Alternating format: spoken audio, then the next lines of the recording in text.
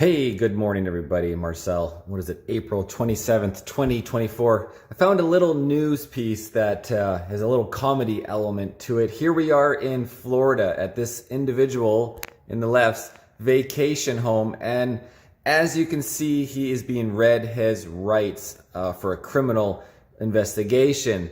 And it's unbelievable. You have this Democrat triggered by an anti-Democrat bumper sticker. Let's go, Brandon. And he felt he should damage somebody's property based on that bumper sticker, and now he's going to jail. Good. Stop. So I'm guessing you probably know what this is about, right? Zero, Victor Alpha. No. Oh, I just checked my truck to see if I hit anything. okay. Liar. So what I'm gonna do, I'm investigating a criminal. It's a criminal investigation, okay? So before I ask you anything, I'm gonna read you your rights real quick, okay? And then I'm gonna show you a video, and you can tell me if you remember what it's about after that. Okay. 1125 code 5. You have the right to remain silent. Anything you say can be used against you in a court of law. Now, it's at this point, I think this Democrat knows he is screwed. He's like, why would this officer be reading my rights before he questions me about a video? He knows exactly what he did. And what he did, guys, is key a car with the Let's Go Brandon sticker. And there is video surveillance security footage, get him caught in the process. What a jabroni. Law enforcement officer to speak to an attorney? No. Okay. Having these rights in mind, do you wish to talk to us now? Yeah. Okay. So anything you don't want to answer, you don't have to. Okay. So I'm going to show you a video real quick, and I'm just going to see if it jogs your memory about what happened in Winn-Dixie on Sunday night. Yeah. Okay. So anything you don't want to answer, you don't have to. Okay. So I'm going to show you a video real quick, and I'm just going to see if it jogs your memory about what happened in Winn-Dixie on Sunday night. I was at Winn-Dixie to pick up some coffee and key lime pie. Yeah. Okay. Do you remember what you did when you walked out of Winn-Dixie? To the green Toyota Tundra? It was not raining. Okay, I don't recall. Yeah, I thought it was raining, but... Okay, the green Toyota Tundra pickup truck that you walked up to? You don't remember what you did? I walked by a truck, yeah.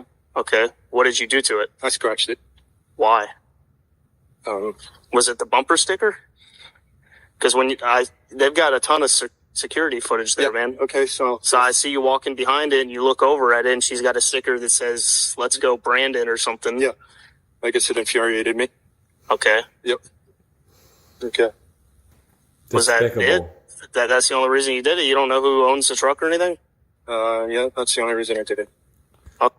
Seriously, what a piece of garbage. Damaging someone's property. I don't know about you, but I would never damage somebody's property. You would have to have really, really good reasons to damage somebody's property, and this is not one of them. Let's go, Brandon. You know, it's the same thing could happen to any one of us. You know, we have our Canadian flags on the back in Canada, on the back of the RV. We could have a fuck Trudeau flag on the back of the RV, and then some asshole Democrat, non-law abiding Democrat goes and damages your property because you stand up for the rights and freedoms of our Constitution. And this guy should be so embarrassed for himself in front of his wife too, of course. Okay. So you went on I could see you go on the passenger side, and you left a big scrape on that side, and then I saw you do a circle in the parking lot and come back to it, and then go to the... That's the only side I did. Okay. She's already got a few dents and stuff on it, but she somehow knew that those were new scratches. And I could see like something black in your left hand. Yeah, I won't. Was it a key I or did it. was it a key? I did There it. is my key fob. Yeah. Okay. Do you have that with you? It's in the truck? Yeah. Do you have your ID with you as well? I guess I find it also a little amusing that, of course, you have this guy doesn't even know his rights. He could have not answered any questions and been better off and get a lawyer represent him, you know, but you know, stupid is as stupid does. He damages somebody's property over a political sticker that represents how stupid your proven senile Joe Biden is. He can't be charged with misconduct or mishandling classified documents in his garage because, well, he's too old and senile to even know what he's doing. Yet he's the president. He was such a weak president. He doesn't even do anything. He just reads the teleprompter, which he can't even read. He reads like the thing saying, next line, hold pause.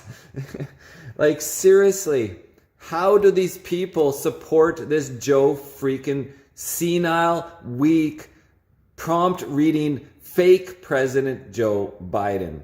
Like, oh, baby, suckling. Like, he's a sicko, too. You support a sicko.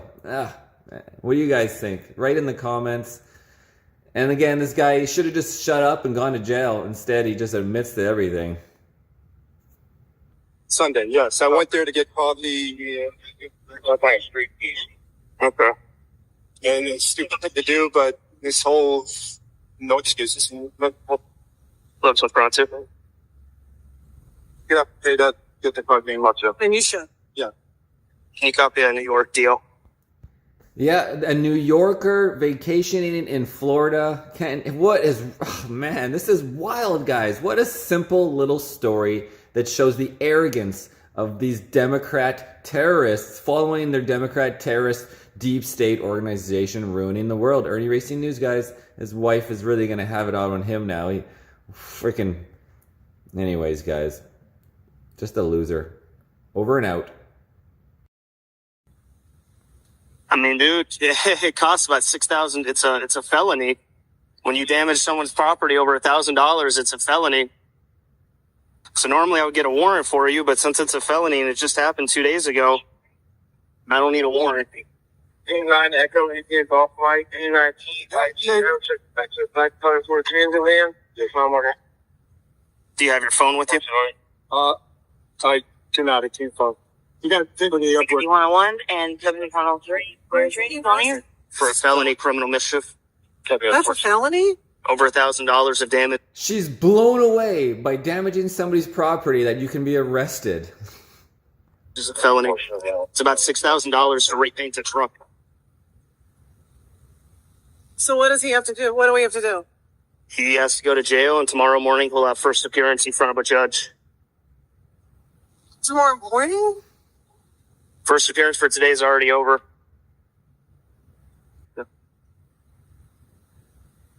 Control 1. Welcome to Florida, everybody. Left 131 in custody. Where there's actual accountability for Portugal. crime. Face the truck. Now, a real story in my own town, Colona, BC, where we have a fentanyl user. Somebody on fentanyl, meth, crack, actually all three combined, damaging vehicles in downtown Colona. And guess what happens? I'll try to find the article. You know, but while I'm looking for the story, I come across something even more heinous. Convicted Colona killer sentenced once again for vehicle theft, breaching probation. And this is an April 25th story, so just recently.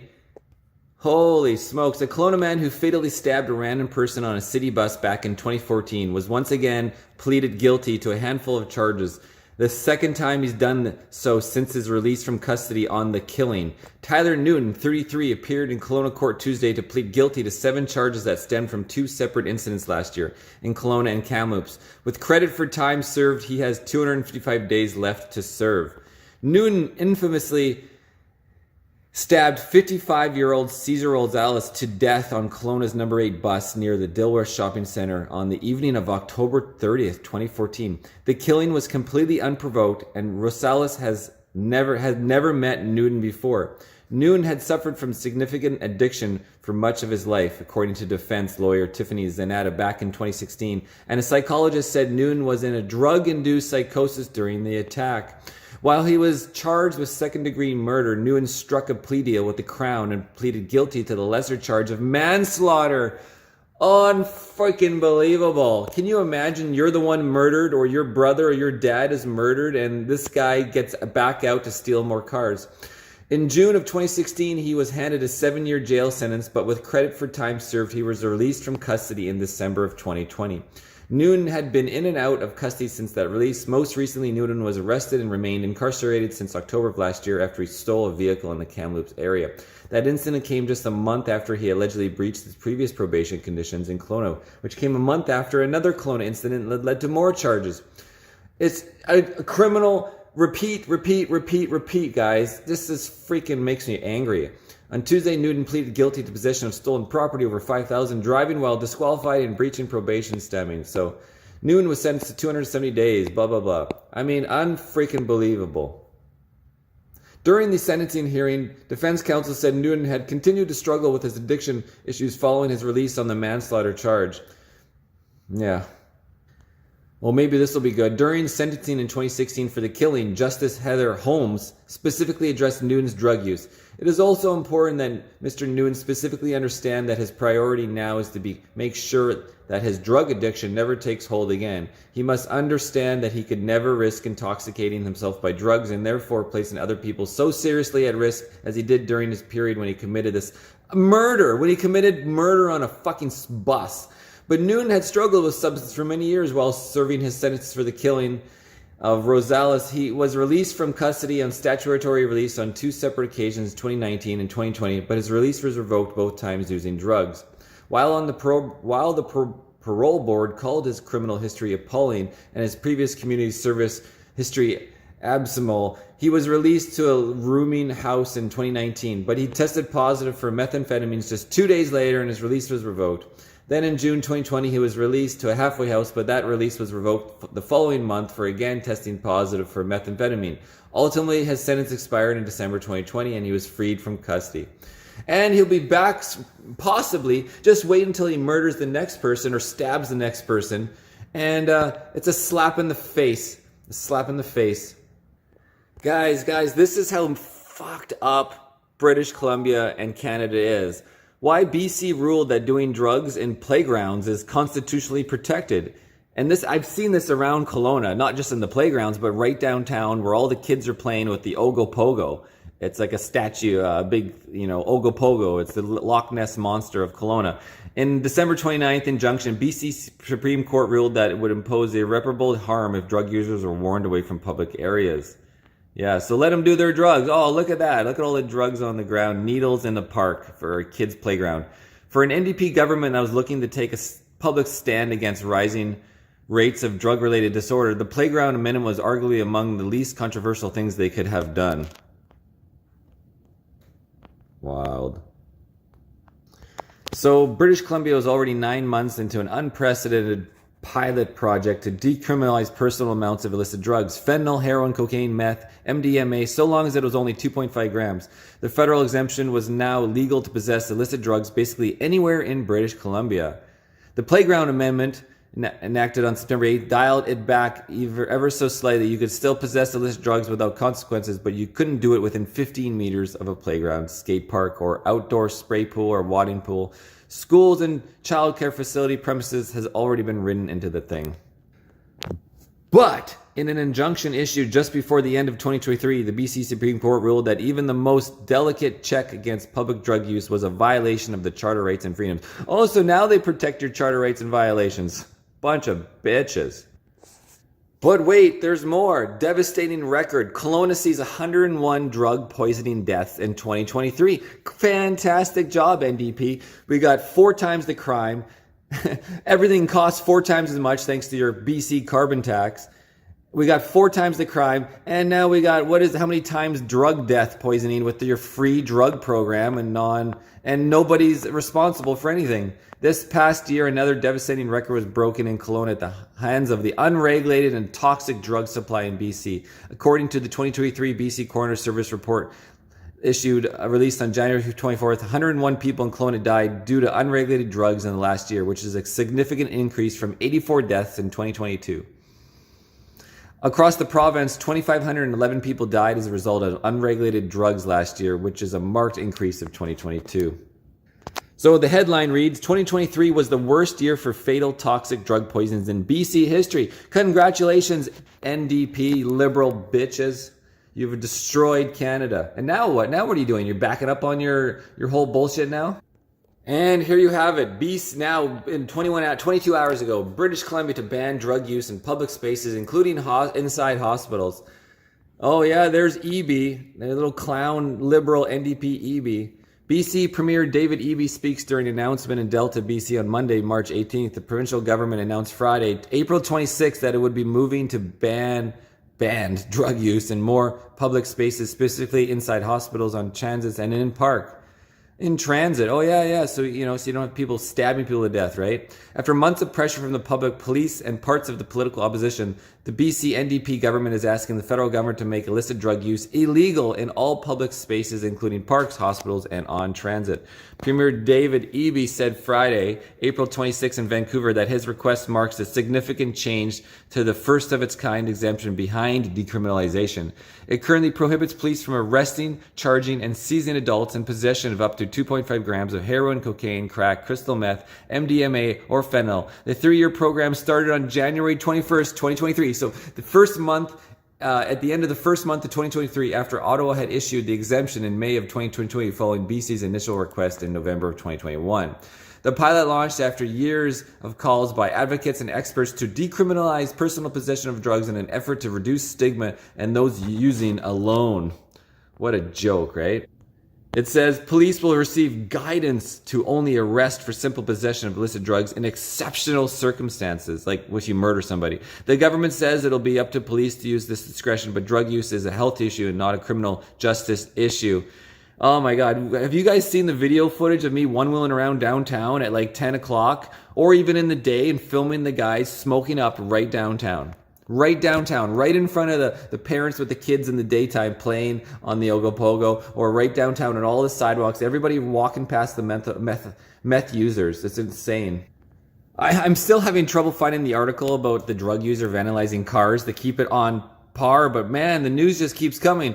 I forgot about this. Kelowna's top cop's daughter caught in drug bust. March 2nd, 2012, guys.